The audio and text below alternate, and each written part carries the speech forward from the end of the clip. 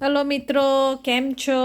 આપણે આજે સમોસાનો માવો બનાવવાના છે. સમોસા ભરવાનું જે ફિલિંગ્સ આવે તે કરવાના છે. તો આપણે આ તેલ મૂક્યું છે, એની અંદર આપણે આ થોડુંક જીરું નાખીશું. પછી એની અંદર અધકચરા જે ધાણા છે તે ધાણા નાખીશું.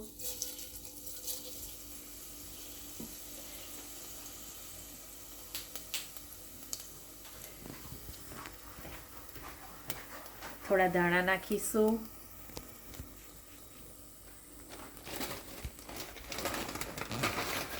એની અંદર આપણે આ થોડુંક આદું નાખીશું.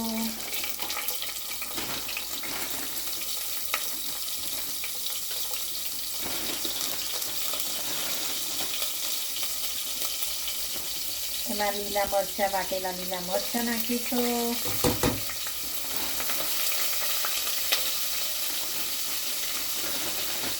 અમારા મરચાં છે ને મિત્રો તીખા નથી, એટલે હું જરાક વધારે નાખું છું.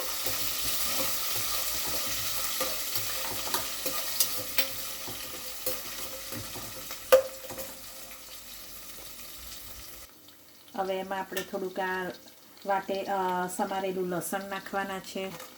તો મિત્રો એમાં હવે ગરમ મસાલો જશે.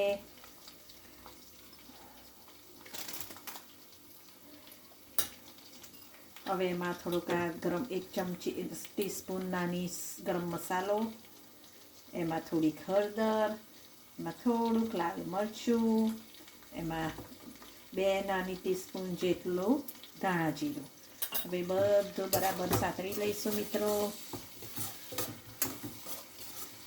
લસણ છે ને થોડુંક બ્રાઉન થાય ત્યાં સુધી તમે જરાક એને સાતળવા દેજો.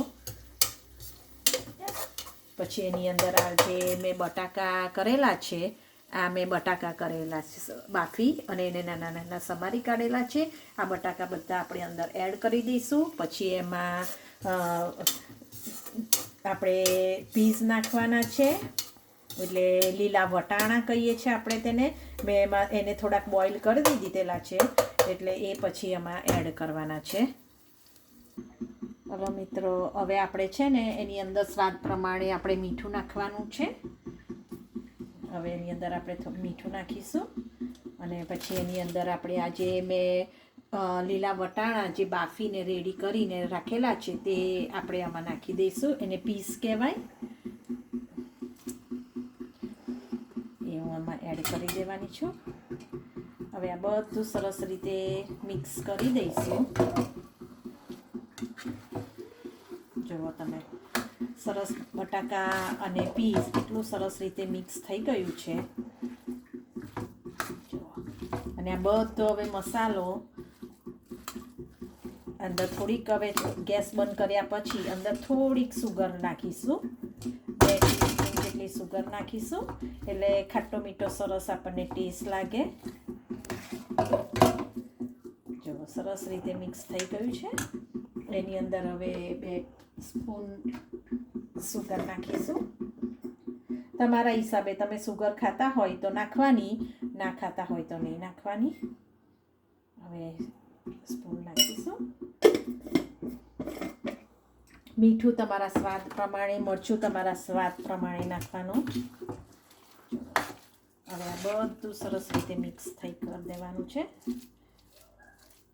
આમાં લાલ મરચું પણ કોઈ નાખી શકે છે. તમારે જો લાલ મરચું નાખવું હોય તો પણ તમે નાખી શકો છો. આમાં ચીલી ફ્લેક્સ પણ નાખી શકાય છે.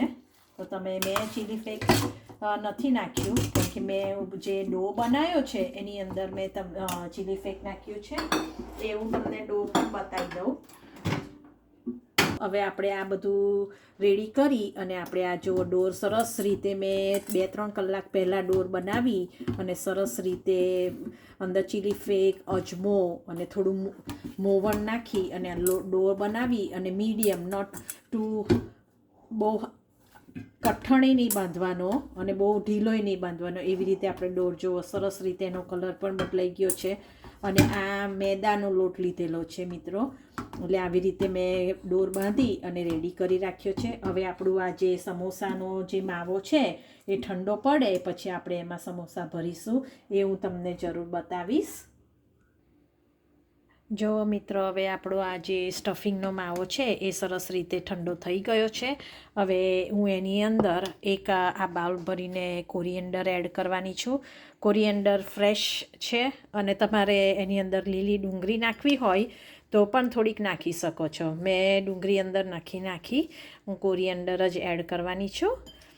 જો સરસ રીતે હવે આ બધા કોરિએન્ડર આમાં એડ કરી દઈશ અને પછી આપણે હવે સમોસા ભરીશું. જો મિત્રો હવે આપણે આ બધો ડો બનાવી દીધો છે, સરસ રીતે થઈ ગયો છે. એમાંથી હવે હું આ સમોસા ભરવા માટે હવે એની મોટી એક પૂરી જેવું આપણે મોટી બનાવી દઈશું, રોટલી જેવું. જો તમે જોઈ શકો છો કે કેવો સરસ રીતે લોટ બંધાઈ અને સરસ 4-5 કલાક રવા દીધો હતો, એટલે સરસ એનું કન્સિસ્ટન્સી બધું સરસ રીતે થઈ ગયું છે. હવે તમે જોઈ શકો છો કે મેં સરસ રીતે એને વણી. હવે એમાંથી આપણે વચ્ચેથી કટ કરી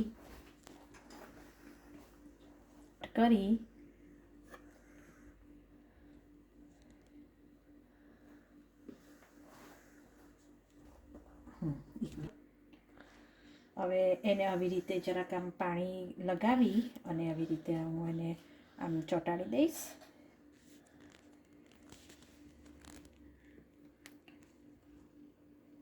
જો સરસ રીતે હવે એની અંદર આપણે આ ફિલિંગ ભરીશું.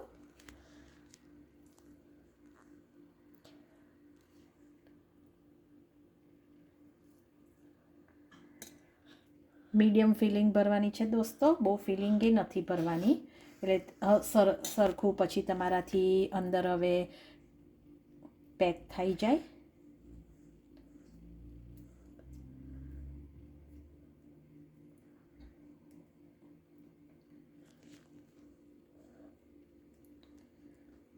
જો મિત્રો સરસ રીતે આપણો આ સમોસો થઈ ગયો છે.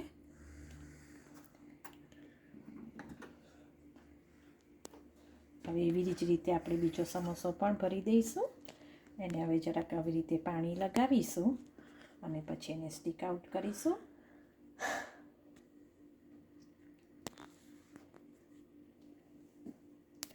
હવે એની અંદર આપણે આ ફિલિંગ્સ ભરીશું.